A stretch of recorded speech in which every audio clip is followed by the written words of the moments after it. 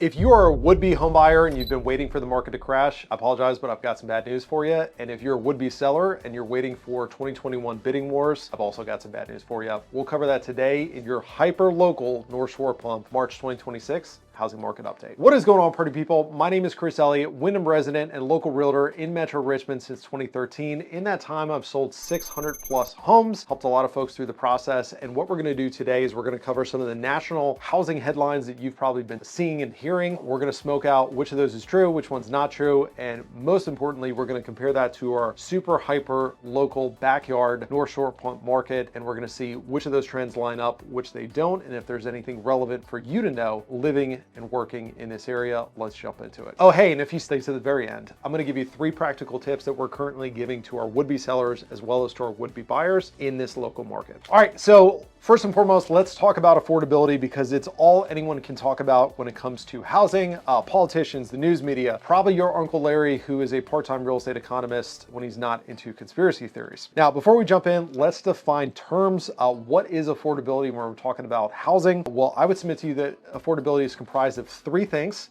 It's mortgage rates, it's home prices, and it's wages or household income, right? Rates and prices comprise your monthly mortgage payment, whereas your wages are obviously your monthly income. So it's essentially how much does something cost me versus how much money do I have to spend on it. The more something costs compared to what you have to spend, the less affordable housing is. Voila, you now have a degree in economics. Nadia, and I cannot pronounce her last name. I'm sorry, Nadia, if you're watching. If you are watching, that's pretty cool. Would love for you to shout me out in your podcast. The senior economist at the National Association of Realtors recently said, for the last few years, we have been in one of the toughest affordability environments in modern housing history. Bold statement. Mortgage rates jumped from 3% in 2021 to 7% in 2023, and that pushed the typical payment by more than $1,000 a month compared to pre-pandemic levels. Here's the good news though, and Mark Fleming, the chief economist at First American, said it best: the forces that eroded affordability in the aftermath of the pandemic, strong price appreciation, surging mortgage rates, have now stabilized. Moderating home price growth, easing mortgage rates, and steady income gains signal a realignment in the forces driving affordability trends. If we look at the National Association of Realtors Housing Affordability Index, which who doesn't love a good index, you'll see that home affordability did improve in the second half of 2025. To interpret this index, a value of 100 means that a family with a median income has exactly enough income to qualify for a mortgage on a median priced home.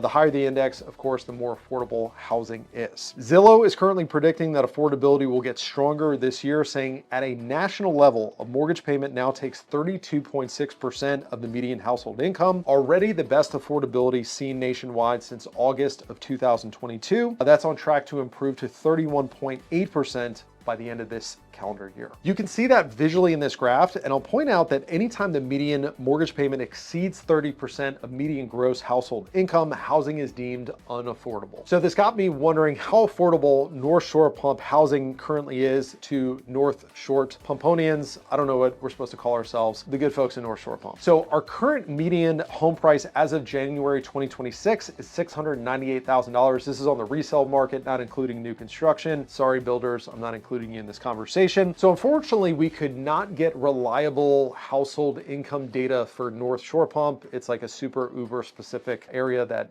like people don't do studies on, unfortunately. However, what I was able to find was the median household income for Shore Pump, North and South abroad, in 2024 was $138,845 household gross income. At that income level, North Shore Pump housing would require 37% of household income, putting us above that 30% affordability threshold. And I'm certainly hopeful that wages have increased since then. Running the numbers of home prices today, a North Shore Pump family would need a household income of $168,000 in order for our market to be deemed affordable, or sub-market rather, to be deemed affordable. All right, so enough nerding out on that. Kara and G, once again, can't pronounce the last name. Kara, I apologize if you're watching. You're probably not, but it'd be cool if you were. It'd be cool if you did. Senior economist at Zillow says this is what small win looks like for housing: rising income, subdued price growth, and gradually easing mortgage rates help buyers regain their footing while while allowing homeowners to continue building wealth through home price appreciation. Of course, these types of slow and steady affordability improvements are exactly what the housing market needs over the long run. Speaking of mortgage rates, they are currently at their lowest levels in 3 years. At the time of me writing and recording this script, we are currently at 6.14% on a 30-year fixed par interest rate. And just to give you context for what that has saved buyers in the marketplace, take a look at this graphic and let's look at the numbers on a $400,000 loan, which mind you is probably a little low for our area, but it's the example I run, so it's the example you're gonna have to sit there and listen to. Sorry, not sorry. You'll see that around this time last year, when we were sitting at 7.25% interest rates, your principal and interest payment, not including tax and insurance, but just principal and interest, was $2,729. Just 1 year later, the payment on that same loan amount has dropped $2,463 at 6.25% interest rate. We're currently lower than that, but at 6.25%, that's a monthly savings of $266, which is not going to completely change your financial picture, but it does help. $266, that's like one bag of groceries from Whole Foods. I know if I eliminated one of my 3 children, I might be able to save $266 a month, so it's not insignificant. In other good news, home price growth has moderated nationally. Said differently, the rate of appreciation has slowed. So the graphic you're seeing is not home prices going up and down, but rather the rate of appreciation. And I point that out as an explainer to all my friends like myself at a sub 3.0 GPA. I see you, I hear you, I love you. We are one of the same. Now, if we look at our very own North Shore pump, and instead of looking at the monthly data, we're taking a rolling 12 months of activity because the monthly data is too volatile because we're too small of a market. We've actually seen a 2.3% decline year over year in the median sales price, which is very interesting. In good news, national good news, wage growth in the US exceeded home price growth in 2025 and is expected to do so again in 2026. And obviously there's still a lot of work to be done to catch up to the home price growth we experienced from 2019 to 2021, but we're certainly trending in the right direction for increased affordability. Mortgage rates have also been dropping gradually, and with that, buyer activity has picked up, as you can see in the purchase index, which track mortgage loan applications specifically for home purchases as opposed to refinances. And here's another graphic showing that purchase index a different way so that you see that buyer demand is certainly heading in the right direction. So some other relevant stats for our local North Shore market that you might want to know: sellers are still getting 100% of their asking prices. Month supply of inventory is still very low at 1.2 months. Once again, 6 months supply of inventory is considered a neutral market. Anything below that is considered a seller's market. So at 1.2, we're still in a red hot seller's market. And finally, one interesting one is that days on market spiked to 43 days in January, but in the other trailing 11 months, it hasn't eclipsed 25 days. So I write off January as a one-off month. We'll certainly keep an eye on it. Homes are still moving very, very quickly in our market. All right, so you've stayed until the end. Thank you for your patience. I'm now going to give you 3 practical tips we're giving to our would-be sellers as well as to our would-be buyers. For my sellers, first thing, who you work with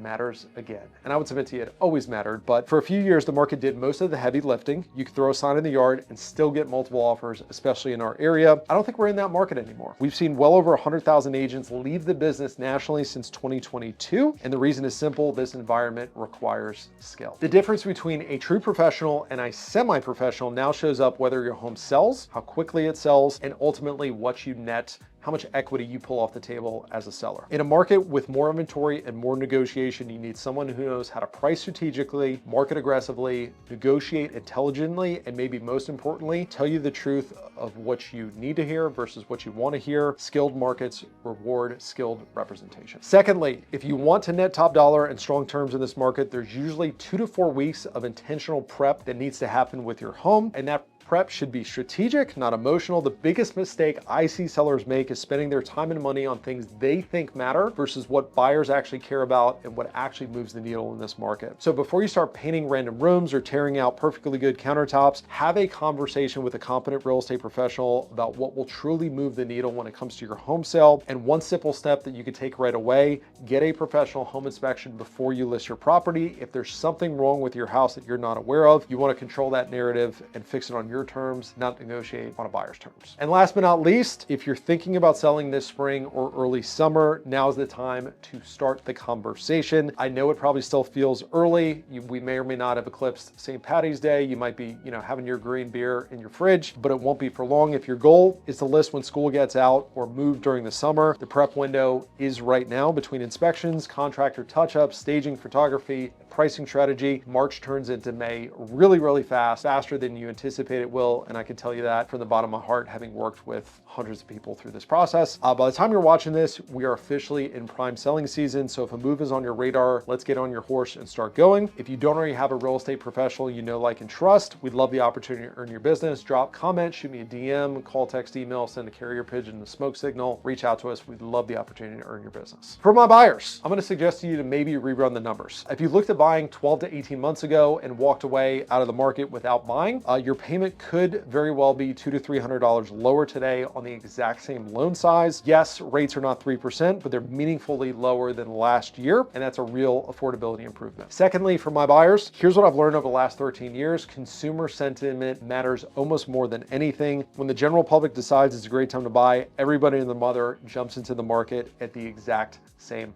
time. Yes, I know we all think we're snowflakes, but a lot of us tend to think the exact same way. And when that happens, competition spikes, inventory tightens, negotiation leverage disappears. Right now, we're in a little bit of a sweet spot, right? So rates are sitting at about 6.14%, and they haven't hit that magical 5 something number that makes everybody feel safe again. So activity is steady, but it's not flooded. If you can find a home today that works for you and your family, you're stepping in before the emotional rush happens in the marketplace, because when that sentiment flips, and it eventually will, you won't just be competing with today's buyers, you'll be competing with buyers who are waiting on the sidelines as well, and that changes the game. And the final things for my buyers, yes, rates are trending down and most projections have them easing a little bit further, but at the same time, even though we've seen gradual year-over-year price appreciation, I can almost guarantee you when those rates come down, prices are going to start rising again in our North Shore pump market. So if you're waiting for some magical rate number, just understand what you're trading. While you wait for a slower rate, home prices can very well continue climbing, and that can offset the affordability you were hoping to gain. The alternative, buy today at today's prices, assuming you could find a home that works for you and your family, and if rates decline later, you can always refinance. However, you cannot go back in time and renegotiate the sales price with the seller. That is a one-time decision. That's a one-time lock-in. Well, guys, that was it. That was our March 2026 housing market update. If you have any questions, concerns we did not address, shoot me a DM, throw it in the comments. Thanks for tuning in. If we can be of service, reach out. Otherwise, we look forward to seeing you next month.